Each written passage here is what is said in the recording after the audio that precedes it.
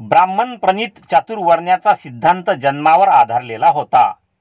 ब्राह्मण प्रणीत म्हणजे ब्राह्मणांनी बनविलेला जो चातुर्वर्ण्याचा सिद्धांत होता तो जन्मावर आधारलेला होता.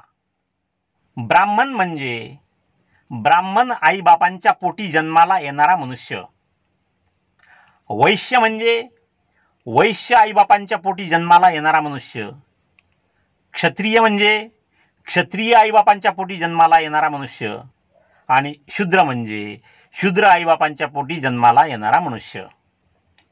ब्राह्मणांच्या मते माणसाचे मोठेपण त्याच्या जन्मापेक्षा दुसऱ्या कशावरही अवलंबून नाही.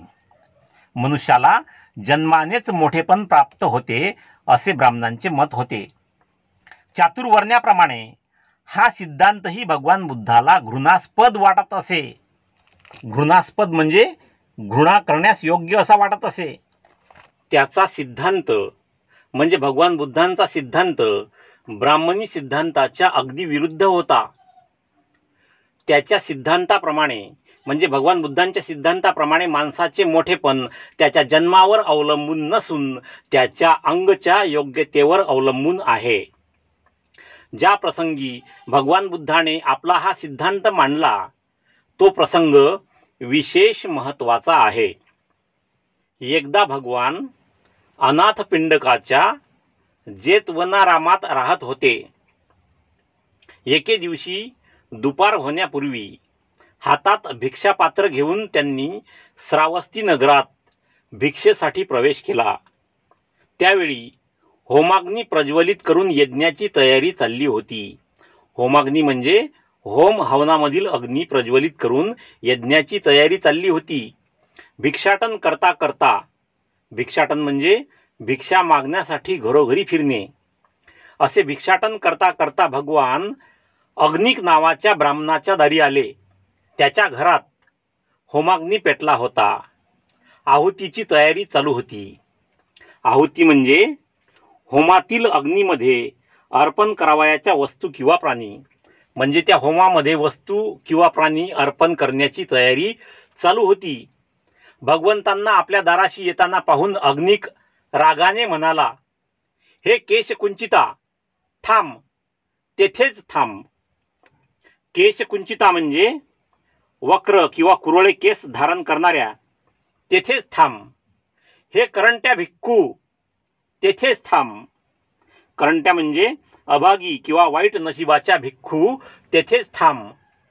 हे दीनवृषला, दीन म्हणजे गरीब किंवा द्रव्यहीन म्हणजे ज्याच्याकडे धन दौलत नाही असा दीनवृषला, वृषल म्हणजे बहिष्कृत, ज्याला समाजाच्या बाहेर टाकलेला आहे असा. हे दीनवृषला बहिष्कृत माणसा, तेथेच थांब.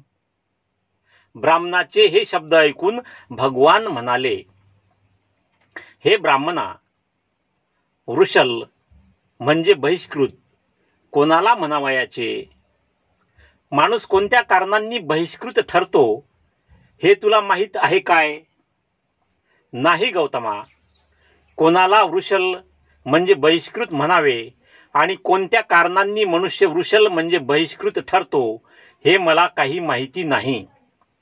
भगवान त्याला म्हणाले, वृषल म्हणजे बहिष्कृत कोणाला म्हणावयाचे याचे ज्ञान तुला झाल्यास काही वावगे होणार नाही. यावर अग्निक ब्राह्मण म्हणाला, त्याचे ज्ञान मला व्हावे याचा जर आग्रहच तू धरीत आहेस तर सांग, तुला काय सांगायचे आहे ते सांग. ब्राह्मणाची संमती मिळताच भगवान म्हणाले, जो मनुष्य स्वभावाने रागीट, दीर्घद्वेषी म्हणजे क्षमा न करता द्वेष करत राहणारा, दुर्गुणी, निंदाप्रिय, निंदा म्हणजे दुसऱ्याचे दोष सांगणे, दुसऱ्याबद्दल वाईट बोलणे, अशी निंदा ज्याला प्रिय आहे तो निंदाप्रिय, आणि मिथ्या दृष्टी म्हणजे असत्य दृष्टी, आणि वंचक, वंचक म्हणजे लबाळ किंवा फसवणारा आहे त्याला वृषल म्हणजेच बहिष्कृत समजावे. जो सजीव प्राण्यांना, पशूंना आणि पक्ष्यांना उपद्रव करतो, त्रास देतो, ज्याच्या ठिकाणी सजीव प्राण्यांसंबंधी अनुकंपा म्हणजे दया किंवा सहानुभूती नाही, तो वृषल म्हणजे बहिष्कृत समजावा. जो खेड्यापाड्यांना वेळा घालून त्यांचा नाश करतो, जो अत्याचारी म्हणून प्रसिद्ध आहे, तो वृषल म्हणजेच बहिष्कृत समजावा. जो गावात अथवा जंगलात परक्याचे धन चोरीने हिरावून नेतो, तो वृषल किंवा बहिष्कृत समजावा. जो ऋण घेऊन पळून जातो म्हणजे कर्ज घेऊन पळून जातो किंवा फेडीची मागणी केली असता मी तुमचे काही लागत नाही असे म्हणतो, तो वृषल म्हणजे बहिष्कृत समजावा. जो एखाद्या क्षुद्र वस्तूच्या वासनेने म्हणजे अतिशय तुच्छ नगण्य अशा वस्तूच्या वासनेने म्हणजे लालसेने वाटसरूला लुबाडतो व प्रसंगी त्याची हत्याही करतो, तो वृषल म्हणजेच बहिष्कृत समजावा. जो साक्षीच्या वेळी म्हणजे पुराव्याच्या वेळी स्वतःसाठी किंवा दुसऱ्यासाठी किंवा द्रव्य लाभाच्या आशेने म्हणजे धनदौलत मिळेल या लोभाच्या आशेने खोटे बोलतो, तो वृषल म्हणजे बहिष्कृत समजावा. जो संमतीने अथवा बलात्काराने आप्त म्हणजे जवळचे किंवा नातेवाईक अथवा मित्रांच्या स्त्रियांशी मर्यादातिक्रमण करतो म्हणजे मर्यादा ओलांडून कृत्य करतो, तो वृषल म्हणजे बहिष्कृत समजावा. जो संपन्न असूनही म्हणजे धनदौलत असूनही आपल्या गतयौवनात वृद्ध अशा माता पितरांचे पोषण करीत नाही, त्यांचे पालन पोषण करीत नाही, तो वृषल म्हणजेच बहिष्कृत समजावा. जो चांगले कोणते म्हणून विचारले असता वाईटाची सल्लामसलत देतो आणि कपटीपणाने शिकवितो, तो वृषल अथवा बहिष्कृत समजावा. जन्माने कोणीच वृषल म्हणजे बहिष्कृत नसतो, त्याप्रमाणेच जन्माने कोणीही ब्राह्मण ठरत नाही. भगवंताचे हे शब्द ऐकून त्यांना केलेल्या शिवीगाळीबद्दल त्या अग्निकाला लाज वाटू लागली. जन्माने माणसे विषम असतात, वेगवेगळी असतात. काही बळकट ताकदवान तर काही दुबळी असतात म्हणजे कमी ताकदवाले असतात, म्हणजेच दुर्बळ असतात. काहींना अधिक बुद्धी असते तर काहींना थोडी अथवा मुळीच नसते. काहींच्या अंगी थोर कर्तृत्व शक्ती असते. कर्तृत्व शक्ती म्हणजे कर्तव्य पार पाडताना कार्य करण्याची शक्ती असते, तर काहींच्या अंगी ती फारच थोड्या प्रमाणात असते. काही सधन असतात म्हणजे त्यांच्याकडे धनदौलत असते, तर काही दरिद्री असतात, गरीब असतात. या सर्व प्रकारच्या माणसांना जीवन संघर्षात प्रवेश करावयाचा असतो.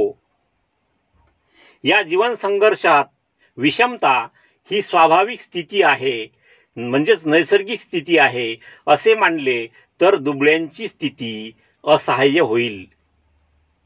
विषमता जीवनाचा नियम करून चालेल काय?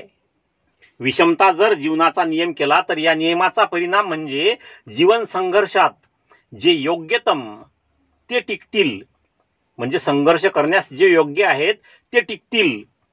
असा असल्यामुळे काही लोक वरील प्रश्नाचे उत्तर होकारार्थी देतात.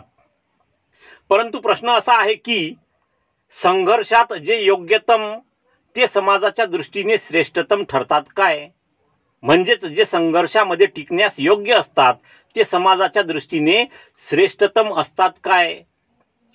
याला कोणीही होकारार्थी उत्तर देऊ शकणार नाही. याच कारणास्तव धर्म समता शिकवितो. जरी श्रेष्ठतम मनुष्य योग्यतम नसला, मग जरी विचाराने श्रेष्ठ असा मनुष्य संघर्षात टिकण्यास योग्य नसला तरी समाजात समतेस मान्यता दिल्यास तो जगू शकेल. समाजाला जर कोणाची गरज असेल तर ती श्रेष्ठतम पुरुषाची, योग्यतम पुरुषाची नव्हे. याच कारणास्तव मुख्यतः धर्म समतेच्या तत्वाचा पुरस्कार करतो. धर्म समतेचे तत्व शिकवितो. हा बुद्धाचा दृष्टिकोन आहे.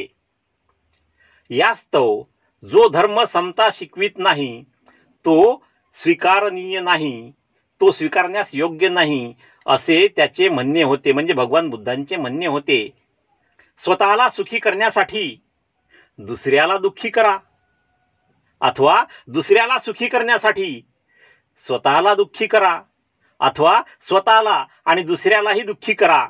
अशा तऱ्हेच्या कर्माचा उपदेश करणाऱ्या धर्मावर तुम्ही विश्वास ठेवाल काय? त्यावर श्रद्धा ठेवाल काय? जो धर्म आपल्या सुखाबरोबरच दुसऱ्याच्याही सुखाची वाढ करण्याची आणि कोणताही अत्याचार सहन न करण्याचा उपदेश करतो, तो श्रेष्ठतम धर्म नव्हे काय?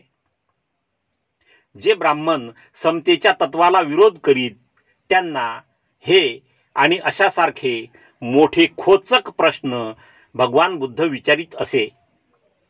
भगवान बुद्धाचा धम्म म्हणजे माणसाच्या सत्प्रवृत्तीतून, चांगल्या प्रवृत्तीतून म्हणजे चांगल्या स्वभावातून उद्भवणारा अत्यंत न्यायप्रधान असा धर्म आहे. न्यायप्रधान म्हणजे न्यायाला महत्त्व देणारा असा धर्म आहे.